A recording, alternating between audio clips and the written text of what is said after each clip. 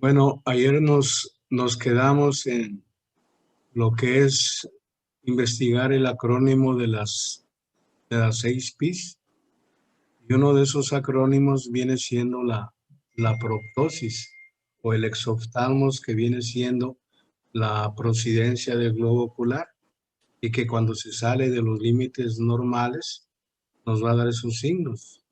Puede dar proptosis o exoftalmos, o lo contrario sería un enoftalmos, y para eso ya lo habíamos mencionado en la exploración oftalmológica. Vamos a utilizar lo que es la exoftalmometría, que mide la prosidencia antero-posterior en relación con el vértice de la órbita.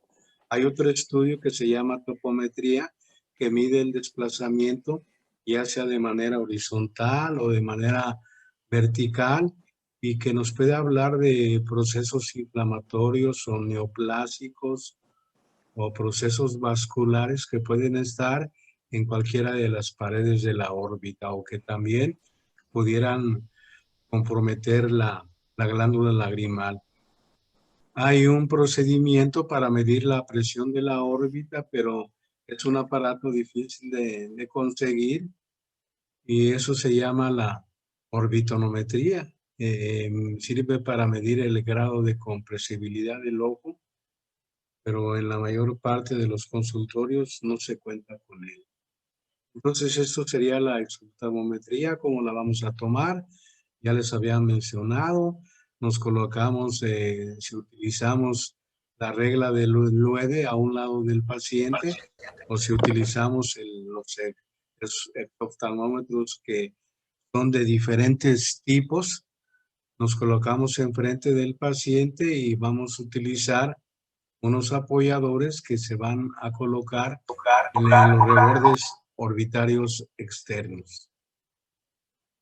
Esos serían los valores normales de la exoftalmometría: 12 a 21 milímetros, la media 16. Por abajo de 12 vamos a tener un ojo hundido, que vamos a encasillar con el término de enoftalmos. Y por arriba de 21 milímetros sería una proptosis o un exoftalmo. Personas negras, más o menos debe haber una amplitud de aproximadamente 4 a 5 milímetros. Sería un exoftalmos o una proptosis, y un enoftalmos, que serían los signos propiamente característicos de patología de órbita. Sería la manera de tomar la exoftalmometría con una regla común y corriente. Nos colocamos en la parte lateral del paciente, tocamos el reborde orbitario y ahí vamos a colocar nuestra regla. Y vamos a ver la distancia que hay entre el reborde orbitario, ya sea del lado derecho o del lado izquierdo, hacia la parte más anterior, que sería la córnea. Y de esta manera tomamos la exoftalmía con una regla graduada. Tendríamos la de LUEDE, sería mucho mejor. Y de esta manera, pues tomamos esa exoftalmometría.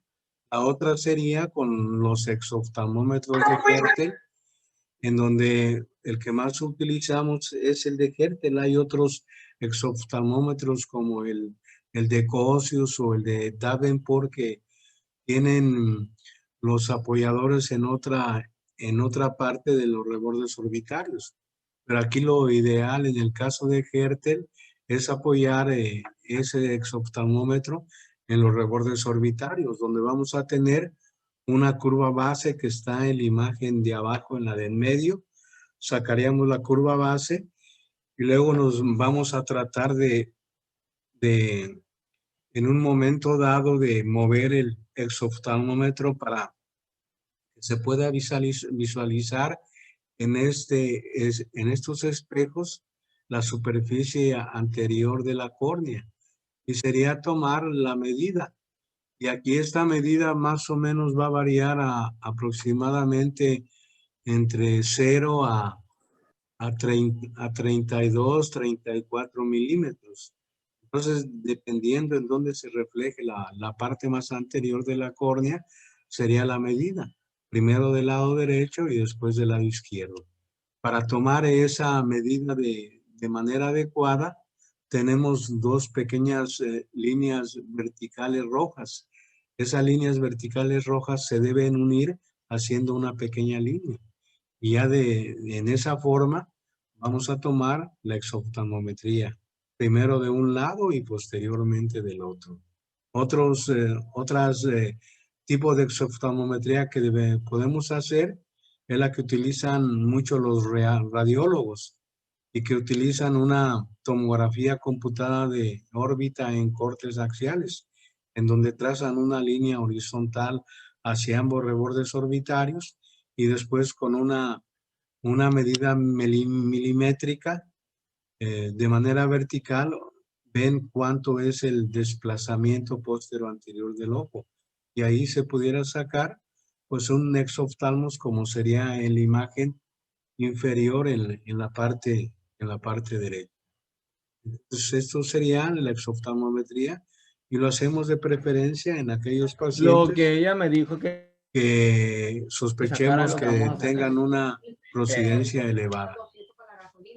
También cuando nosotros estamos estudiando patología de órbita y si no llegamos Tú a no vas a disponer de ese, no, porque no es un tuyo. diagnóstico clínico de certeza, debemos auxiliarnos de pruebas diagnósticas o estudios de gabinete para poner en evidencia diversas alteraciones que pudieran estar a nivel de la órbita o a nivel de la parte más anterior y que pueden estar muy cerca de lo que viene siendo los párpados.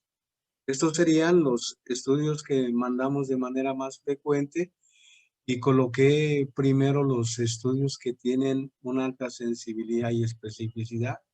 Se dice que la tomografía computada de órbitas tiene una sensibilidad y especificidad por arriba del 95% para detectar alteraciones óseas y alteraciones de los tejidos blandos de la órbita. En segundo lugar está la resonancia magnética.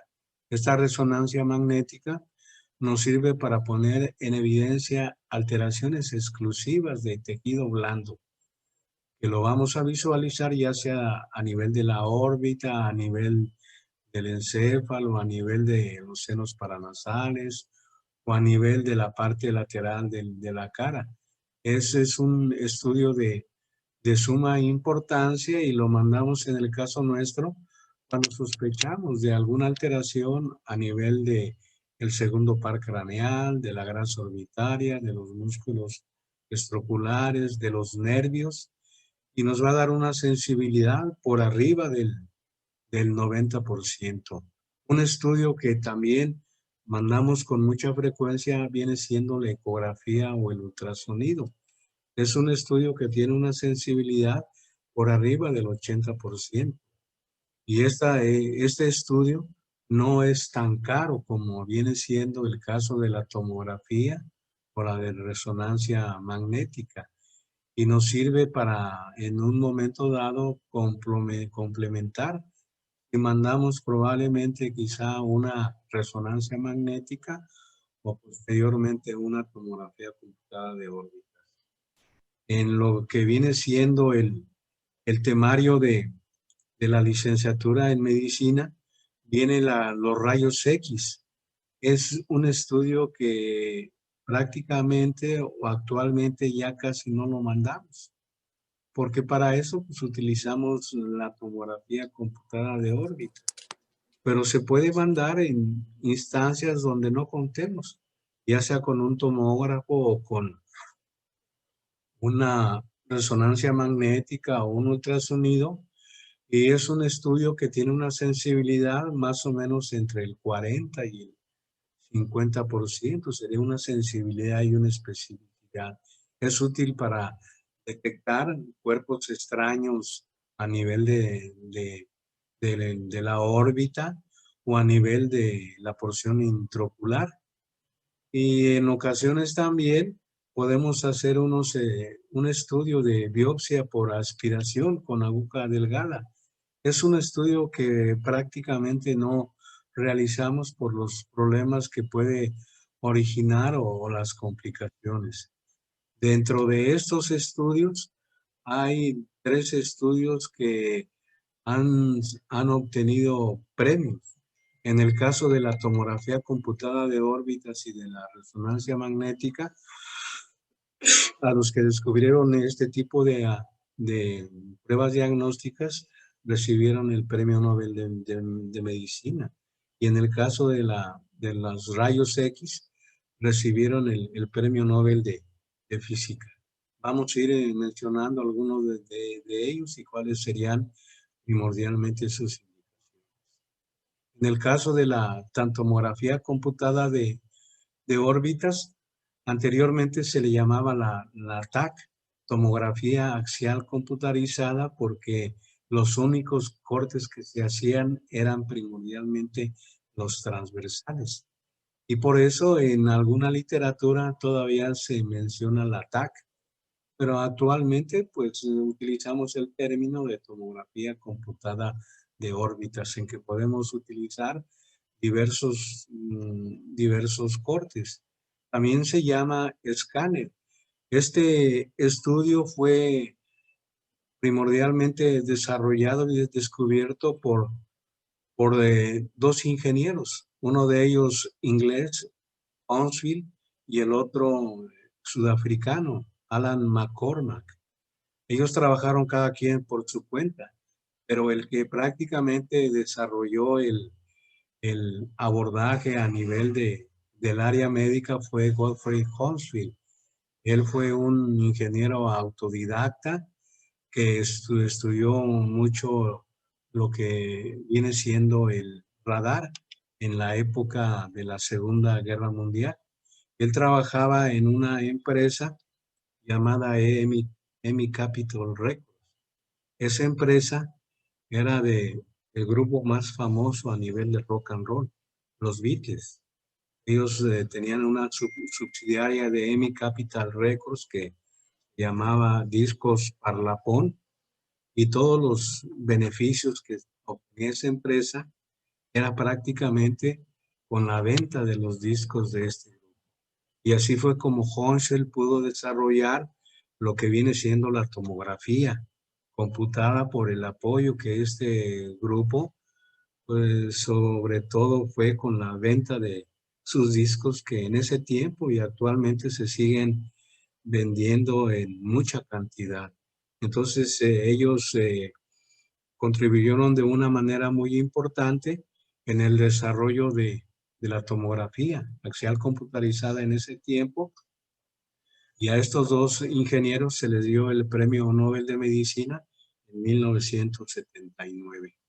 Ellos también, los Beatles, después tuvieron una empresa que se llamaba Apple Records. Era una empresa que desarrolló un logotipo de una manzanita en donde tenía una mordida en uno de sus extremos.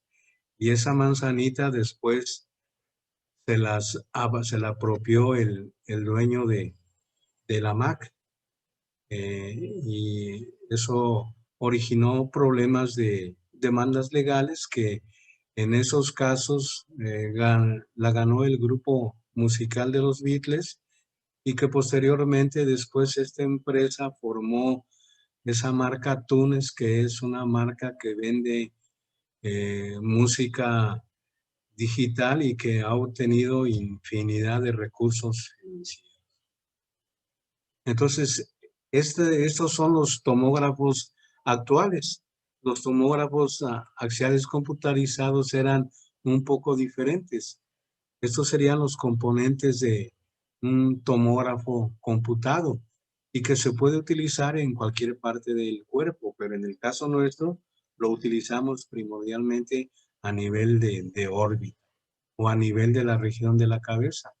Va a tener lo que se conoce como el gantry, que viene siendo una carcasa que consta de un tubo de rayos X, dispositivos y detectores. Va a tener un tubo de rayos X que es muy similar al que emplean los, en los aparatos de radiología, y que va a dar sobre todo esas radiaciones para que se puedan obtener las imágenes. Aparte, va a constar de un ordenador en donde se van a recabar los datos y se van a analizar por medio de computadora, y va a tener una consola donde se van a poder ver esas imágenes. Estas serían las indicaciones de una tomografía computada de órbitas, cuando tenemos una proptosis o un desplazamiento ocular, cuando tenemos también una masa palpable orbital y que nosotros la podemos palpar por medio de dígito-palpación, ¿eh? O en ocasiones esa tumoración pudiera ser una causa secundaria de una proptosis. Esa proptosis también pudiera tener un comportamiento horizontal o en ocasiones también vertical. Disminución monocular de la agudeza visual, y que en un momento dado nos puede hablar de un compromiso del segundo par craneal. Cuando tenemos una cierta paresia o parálisis de los músculos extraoculares, utilizamos el término de oftalmoplegia. Entonces, cuando hablamos de oftalmoplegia, hablamos de restricción de la motilidad ocular, y que esa motilidad ocular pues la vamos a investigar con lo que viene siendo las ducciones y las versiones, y estudiar las diferentes posiciones primarias de la mirada.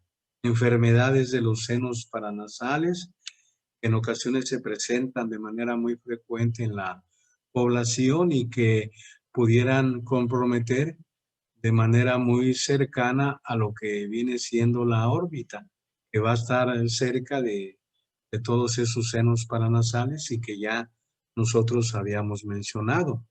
Aquí en las imágenes podemos observar una proptosis o un exoftalmos, y podemos también observar un fondo de ojo en donde tenemos un papiledema o un edema de papila, y que muchos de esos edemas de papila pueden ser originados por un cráneo hipertensivo, y que en un momento dado una tomografía computada de cerebro es un requisito necesario para llegar a un diagnóstico de certeza y establecer el tratamiento lo más rápidamente posible. Esta sería la manera de cómo se coloca el paciente en el tomógrafo, en que se coloca en el Yantri. Vamos a tener la consola y los ordenadores, y aquí podemos observar cómo hay diferentes patologías. En la imagen superior tenemos un probable quiste dermoide que está en la parte más anterior de la órbita y compromete la pared medial y el ángulo superinterno de la órbita. En las imágenes de abajo vamos a tener una fractura del piso de la órbita, en donde se observa con el número 2 y se puede comparar con el número 4, que es un piso o una pared inferior normal. En lo que viene siendo la imagen de en medio de la parte inferior, vamos a tener una tumoración de la glándula lagrimal que va a originar un exoftalmos y que origina el desplazamiento póstero anterior del globo ocular. Y en la imagen inferior de la derecha vamos a tener una hipertrofia del músculo recto medial. Y esa hipertrofia del músculo recto medial o miositis puede ser originada por problemas inflamatorios de la órbita, como una orbitopatía disteroidea o un pseudotumor orbitario, en donde vamos a tener un crecimiento de los músculos extraoculares. Eso sería lo que pudiéramos ver en las imágenes de tomografía computada, y que los cortes que más se recomiendan o se mandan, los cortes frontales o coronales, los axiales y los sagitales. Se puede mandar con o sin contraste. Los cortes serían un corte entre 1 y 2 milímetros. Y aquí tenemos algunos ejemplos. Un paciente que tiene el antecedente de haber sufrido un traumatismo en lo que viene siendo el párpado superior, en la parte interna.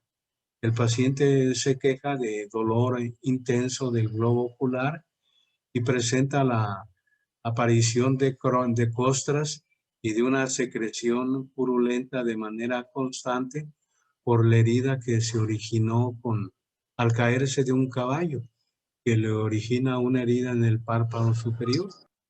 La agudeza visual de este paciente estaba disminuida y tenía cierta restricción de la motilidad ocular. Entonces a este paciente sospechábamos que tenía un cuerpo extraño a nivel de la órbita y para esto le mandamos una tomografía computada de órbitas en donde en los cortes coronales o frontales se observa un aumento de la densidad a nivel del ángulo súpero interno de la órbita derecha. Y ese aumento de la densidad ya en los cortes axiales se dirige hacia la parte medial de lo que viene siendo la órbita, respetando la lámina papirácea y también respetando el músculo recto medial. Ya con esto nosotros sospechábamos que este paciente pudiera tener un cuerpo extraño vegetal, no metálico, porque el metálico pues brilla de manera mucho más intensa. Y a este paciente se le sometió a un abordaje quirúrgico de la órbita por medio de anestesia general. Y esto sería lo que nosotros descubrimos. Descubrimos un cuerpo extraño, el cual lo fuimos disecando y lo fuimos separando de los contenidos de la órbita. Y aquí sería cómo se fue extrayendo ese cuerpo extraño. Entonces era un pedazo de rama que tenía alojado en la cavidad orbitaria y que en el caso del paciente desarrolló una celulitis orbitaria no muy intensa. Este paciente permaneció todavía durante una semana internado en el hospital civil y manejado con antibióticos por vía intravenosa para tratar de evitar o disminuir esa celulitis orbitaria. El paciente evolucionó a la mejoría, recuperó la agudeza visual que estaba de 20/400 o un poco menos a lo normal y la motilidad ocular del paciente se recuperó en su totalidad. Estos serían los signos radiológicos que nosotros podemos ver en una tomografía computada de órbitas o también lo podemos ver en estudios de rayos X. Podemos ver agrandamiento de orbitario en tumoraciones de larga evolución, cambios de la densidad ósea, cuando en un momento dado se tiene osteomas o osteosarcomas, pueden comprometer el tejido óseo de la órbita. Calcificaciones intraorbitarias, lo más frecuente es que son producidas por lo que viene siendo el retinoblastoma, que es una tumoración maligna de la retina y que da esas calcificaciones óseas. Y que antes de que se presenten esas calcificaciones óseas, ustedes por medio de una oftalmoscopia, ya sea de manera directa o indirecta, pudieran observar una ausencia del reflejo rojo o pudieran observar una leucocoria o pupila blanca como sería en las imágenes superiores, en que el paciente tiene una leucocoria bilateral. Este paciente tiene un retinoblastoma y la historia natural del retinoblastoma, si no se atiende, sería como la imagen superior derecha en donde la tumoración crece hasta comprometer los párpados y el globo ocular.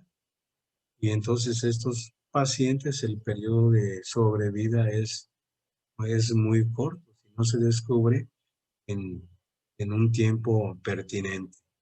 En ocasiones también otras alteraciones que puede haber en el caso de alteraciones a nivel de la órbita, agrandamiento del hendidura esfenoidal, agrandamiento del agujero óptico, el canal óptico, cuando tenemos algún glioma o algún meningioma, o en casos de algún radiomiosarcoma, podemos tener destrucción del tejido óseo de la órbita. Entonces, en el caso de la tomografía computada, vamos a ver tanto tejido blando como tejido óseo. Y por eso es el estudio que mandamos de rutina más frecuente cuando sospechamos alguna alteración a nivel de la órbita. Otro estudio que también mandamos con relativa frecuencia, pero lo mandamos cuando sospechamos que hay compromiso del tejido blando, es la imagen de resonancia magnética nuclear. Este tipo de estudios fue descubierto y desarrollado por dos ingenieros, un británico, Peter Mansfield, y un estadounidense, Paul Latterburg. El descubrimiento de ellos originó que les dieran el Premio Nobel de Medicina, y fue en este siglo. Es un estudio que tiene claras ventajas sobre la tomografía computada. Se indica en lesiones en el vértice de la órbita, donde está mucho tejido blando de mucha importancia. Ahí es donde va a continuar el nervio óptico a nivel de la porción canalicular, después de estar en la porción orbitaria. Vamos a tener, es ideal para diferenciar lesiones del nervio óptico y ver qué patología la puede estar primordialmente produciendo. Diferencias entre un pseudotumor orbitario y otro tipo de procesos inflamatorios de la órbita. Evaluación y extensión de patología que compromete el segundo par craneal, como serían los gliomas y los meningiomas del nervio óptico, y que van a estar en la parte más posterior de lo que viene siendo la órbita.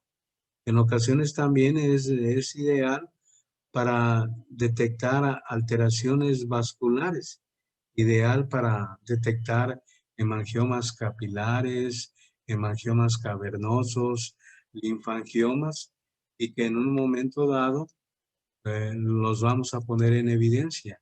En el tiempo T1 o en el tiempo T2 vamos a utilizar también cortes coronales, cortes axiales y cortes sagitales.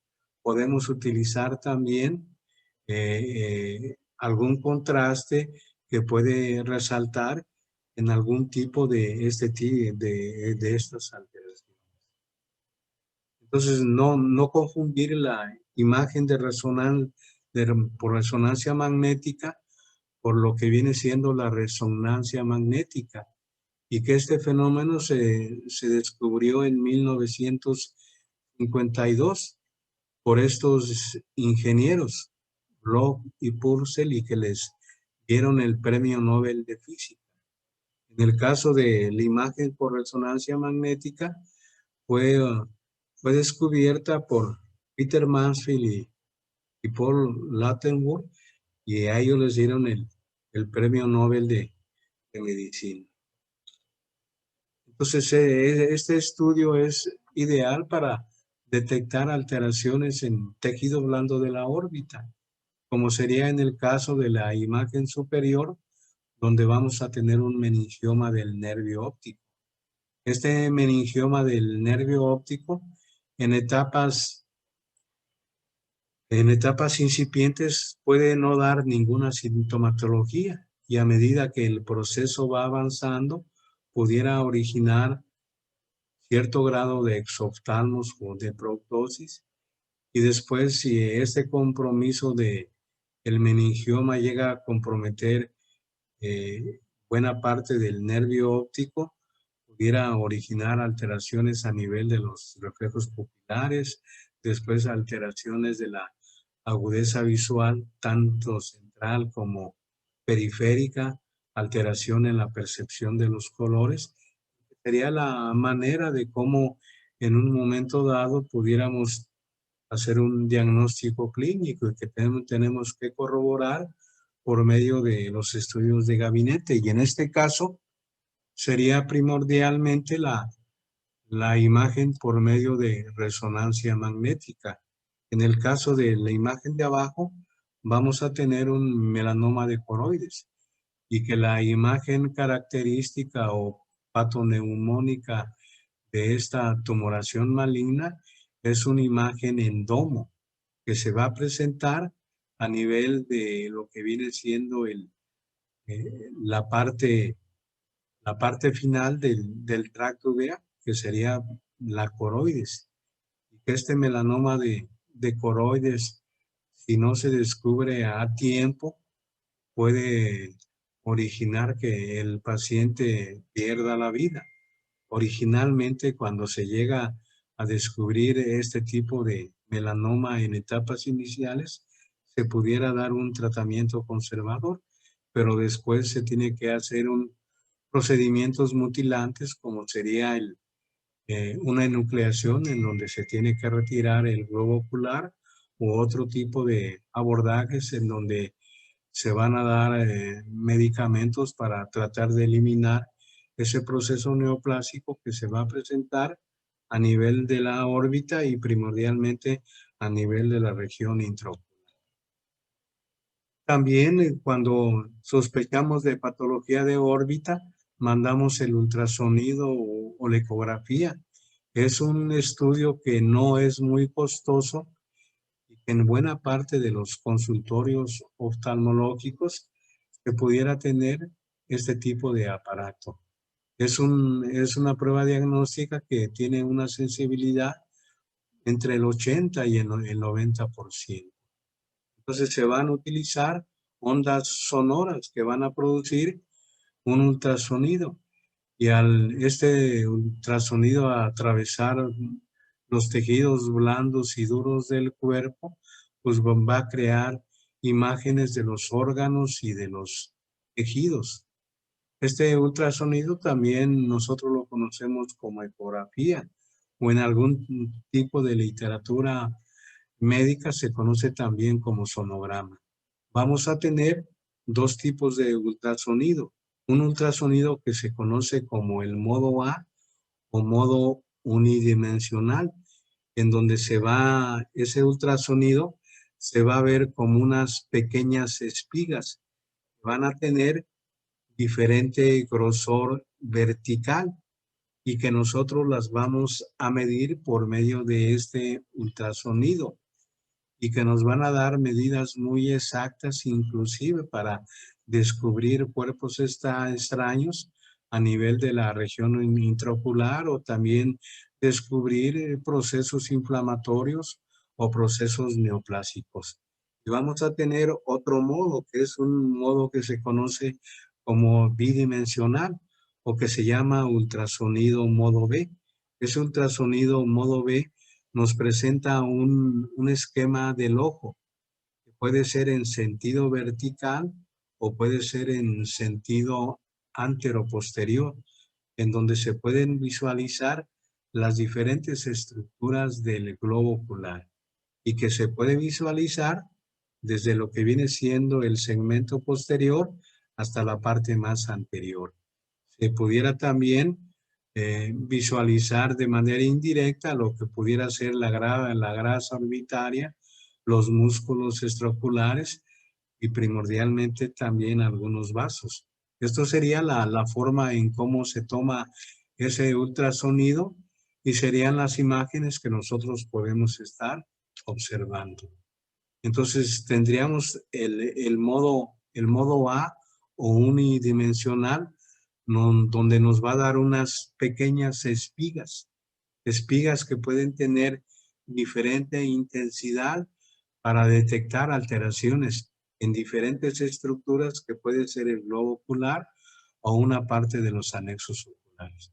Y el modo B, que es el bidimensional, en donde vamos a tener el globo ocular en la mayor parte de las veces es en sentido póstero anterior y que podemos investigar desde los párpados hasta la parte posterior de la retina, que hace una especie de concavidad, y más allá de esa concavidad vamos a tener la grasa orbitaria y los músculos estructurales. Entonces, esta sería la manera como se va a mandar el ultrasonido. A veces ya hay unos ultrasonidos que van a presentar de manera simultánea, tanto el modo A como el modo B, en donde se puede ver en la parte inferior la imagen del modo B que sobresale más, y la del modo A unidimensional, que se ven las pequeñas espigas que están en la parte inferior, y que de esa manera el oftalmólogo que se dedica a esto nos puede dar los reportes que él vaya a hallar en ese ultrasonido que le está haciendo al paciente que nosotros le canalizamos. Estas serían las indicaciones del ultrasonido oftálmico. Evaluación tanto del segmento anterior como del posterior cuando tenemos medios opacos, cuando tenemos una catarata total, o cuando tenemos un sangrado vítreo, cuando tenemos un leucoma, o que tenemos un edema corneal que no puede dejarse ver el segmento anterior ni el posterior, sería una indicación para el ultrasonido. Este ultrasonido, cuando tenemos una opacidad de medios transparentes y que sospechamos que un paciente tenga glaucoma, nos puede decir si esa papila está normal o cuánto a excavación tiene. Y de esta manera, pues podemos inferir si ese paciente vale la pena hacerle el abordaje quirúrgico, o en ocasiones no se va a hacer porque sería un abordaje quirúrgico inútil. También nos va a servir para valorar la dimensión de los tumores oculares y sus características. Eso lo vamos a valorar tanto con el modo A y con el modo B. Con el modo A, pues sería las medidas milimétricas que nos puede dar ese tipo de tumoraciones. Evaluación también de trastornos orbitarios, donde nos va a dar el reporte de el grosor de los músculos extraoculares. Cuando ese grosor se sale de los límites normales, el ultrasonido nos va a reportar esos índices. Detección de cuerpos extraños, tanto intraoculares como extraoculares, y que nos va a referir si esos cuerpos extraños pudieran ser metálicos, no metálicos, y qué tamaño tienen y en qué parte están localizadas. Medición también de lo que viene siendo la distancia de las diferentes estructuras del globo ocular y de los anexos, y que también nos sirve muchas veces para hacer el cálculo de los lentes intraoculares. Esos lentes intraoculares que se van a poner en pacientes que van a ser sometidos a cirugía de catarata, y que se debe poner un sustituto de esa catarata opaca, que en este caso serían los lentes intraoculares, y que por medio de la medición del diámetro anteroposterior del globo ocular y con unas medidas estándar para sacar la medida del lente intraocular, nosotros podemos saber qué lente le vamos a colocar a ese paciente. Y si es un lente nada más que tenga un poder esférico, o que también tenga un poder cilíndrico. Y estos serían los datos que en un momento dado podemos obtener con el ultrasonido en patología orbitaria, en donde nos va a medir el grosor de los músculos extraoculares, también el grosor del nervio óptico, para detectar gliomas o meningiomas del segundo par craneal.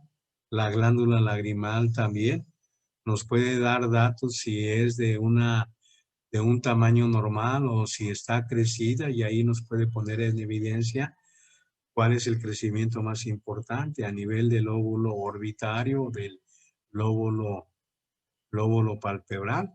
Inclusive estos ultrasonidos nos pueden dar el grosor de la periórbita o el periósteo que envuelve a todos los huesos de la órbita y de los rebordes orbitarios.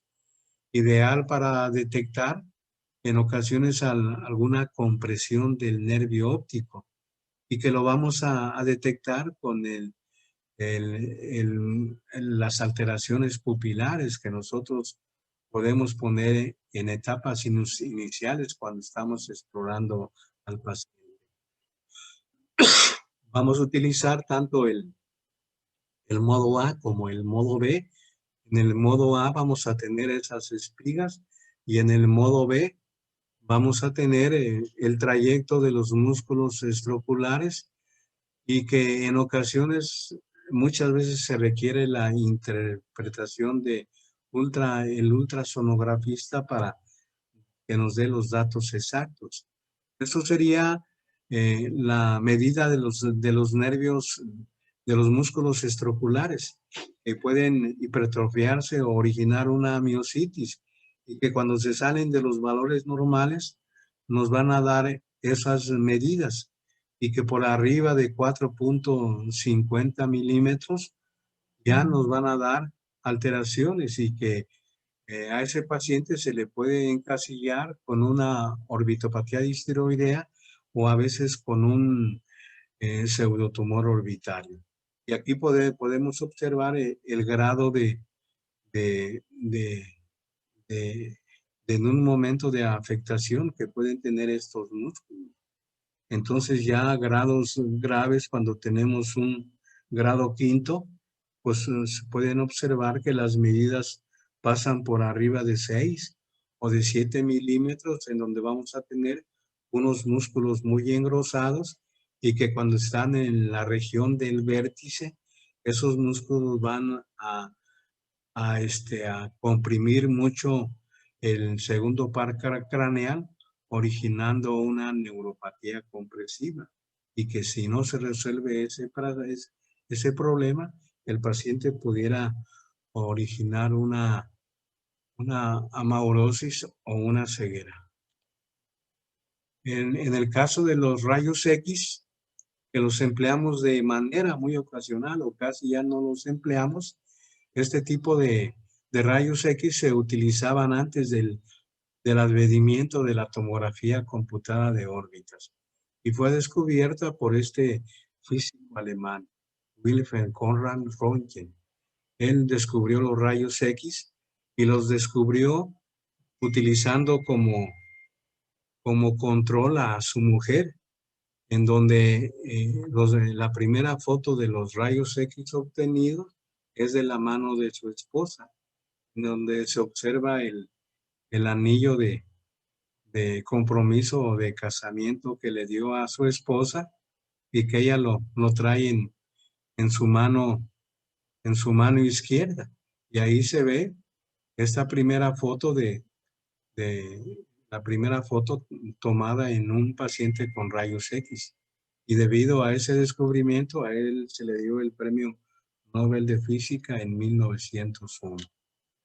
Es un estudio que detecta cuerpos extraños metálicos a nivel de la órbita. Y este es un paciente que manejamos en el Hospital Civil y que fue un paciente que llegó al servicio e inmediatamente le hicieron el interrogatorio y lo metieron a quirófano. Ellos, los médicos que en un momento dado lo operaron, nunca sospecharon que probablemente este paciente tuviera un cuerpo extraño a nivel de la órbita. Este es el paciente al día siguiente de la exploración, cómo había evolucionado. Seguía prácticamente con la proptosis. Al paciente se le hizo una reconstrucción palpebral y se le hizo una evisceración. No se le hizo evisceración de manera inicial, se le reconstruyó el tejido, el globo ocular. Y aquí está cómo el paciente está en el quirófano. Nosotros ya con estos datos y aparte de que el paciente tenía hipertermia, tenía ataque al estado general, se le mandó un estudio de rayos X.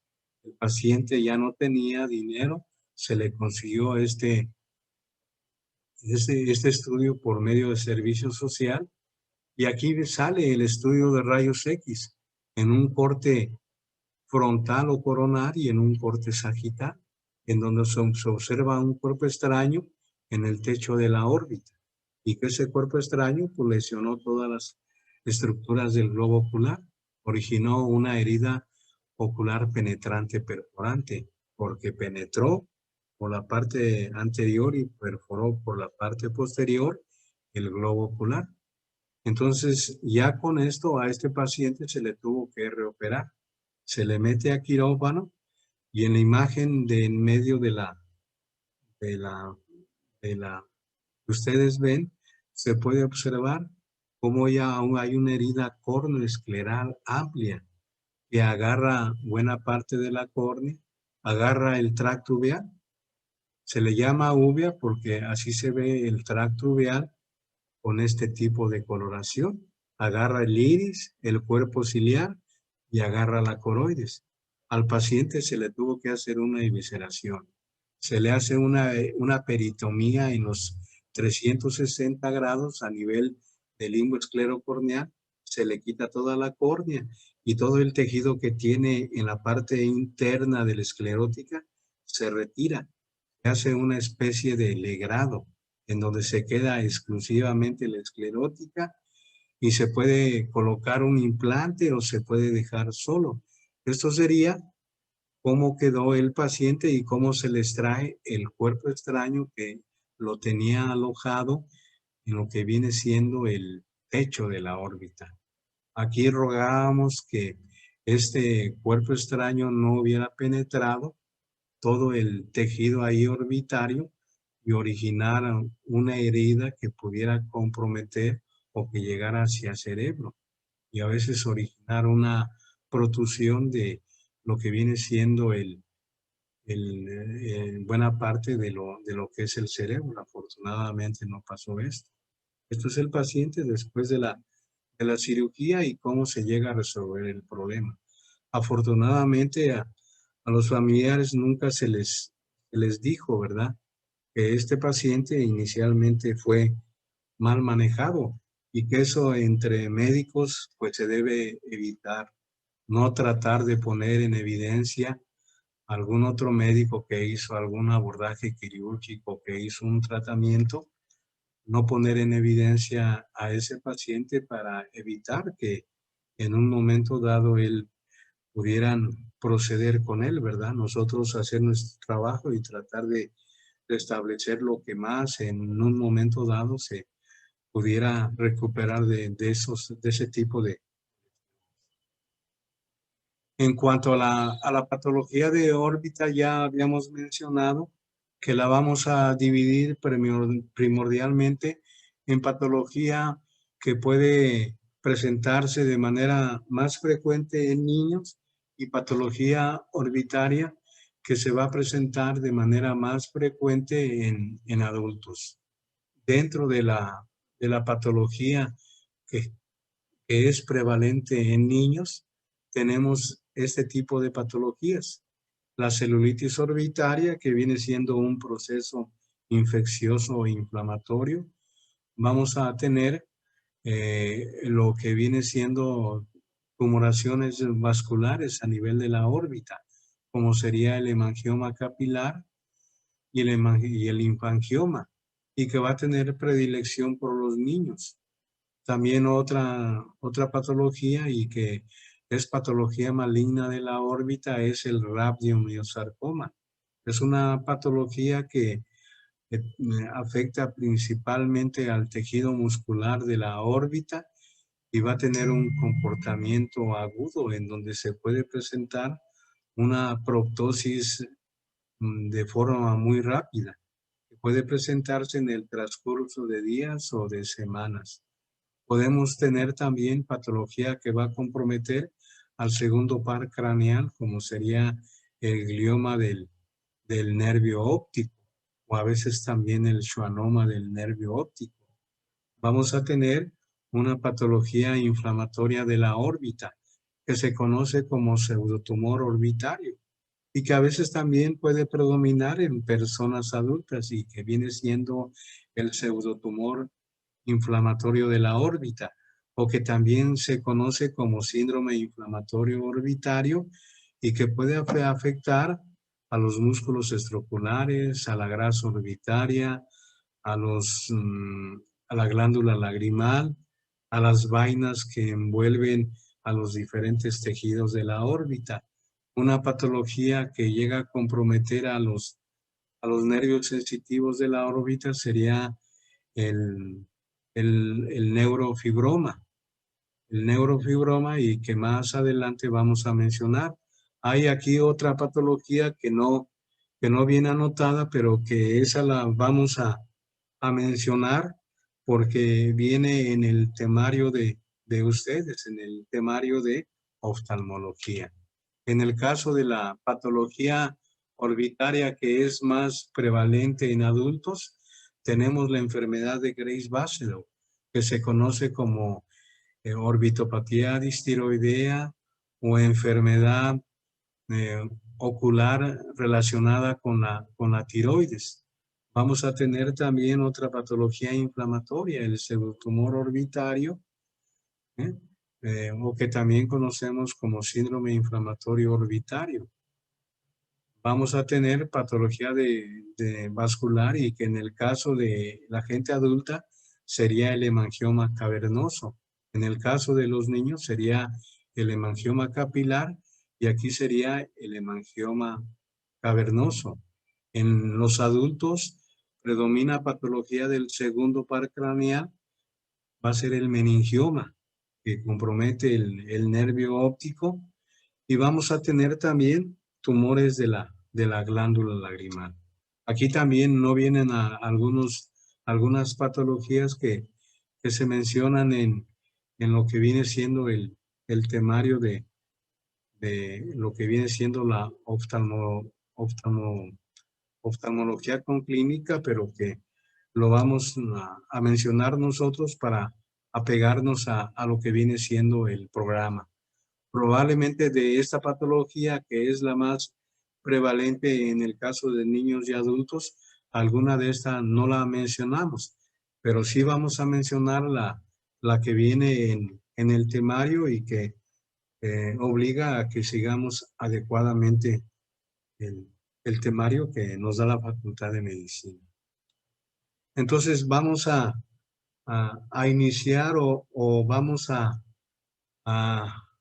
iniciar con esta patología que viene siendo una de las patologías más prevalentes a nivel de la órbita y que se puede presentar de manera más frecuente en adultos, pero también en algunos casos se puede presentar en niños y que se conoce como enfermedad de Graves-Basedow o que también se conoce como orbitopatía histeroidea. Entonces es una enfermedad edematosa e inflamatoria de la retina.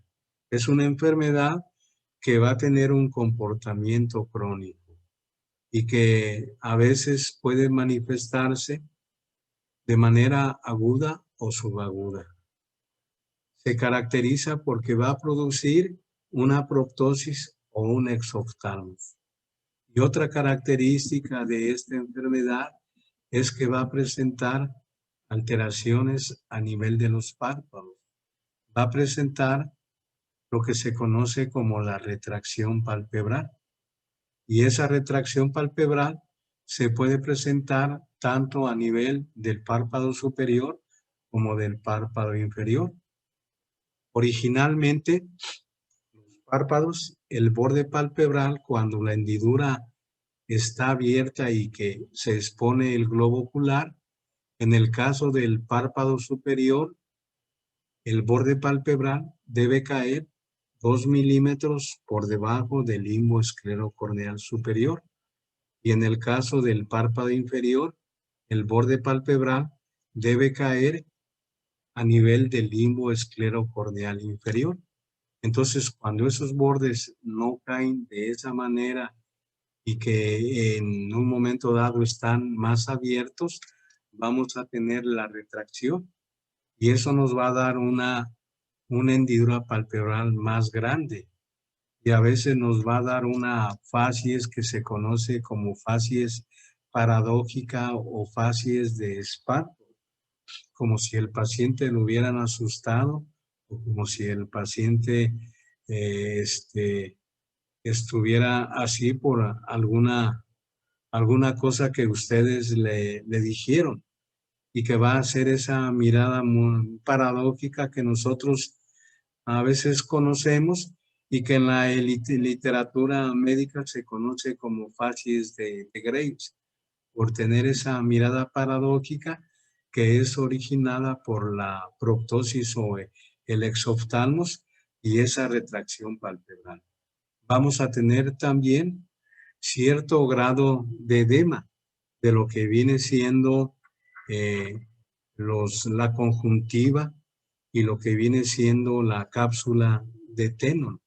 Vamos a tener crecimiento de los músculos estructurares, que nos va a dar una hipertrofia o una proptosis.